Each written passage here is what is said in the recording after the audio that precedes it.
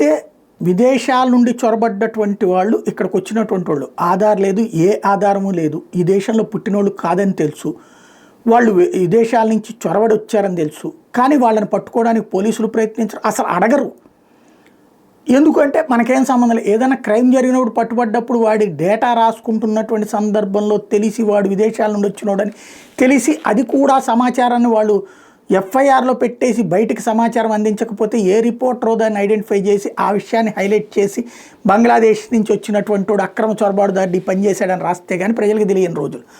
ఇలాంటి సందర్భంలో ఇప్పుడు ఏదైతే ఫేక్ పాస్పోర్టుతో ఇక్కడికి వచ్చిన అదే భారతదేశంలో ప్రవేశించిన అదే సందర్భంలో ఇండియా నుంచి వెళ్ళేటటువంటి సందర్భంలో ఫేక్ పాస్పోర్టుతో వెళ్ళే ప్రయత్నం చేసిన వాళ్ళకి 7 ఏళ్ళు జైలు శిక్ష, 10 లక్షల రూపాయల జరిమానా అన్నటువంటిది ఇప్పుడు ఈ ఇండియన్ న్యూ ఇమ్మిగ్రేషన్ బిల్లులో ఉన్నటువంటి మరొక కీలకమైనటువంటి అంశం.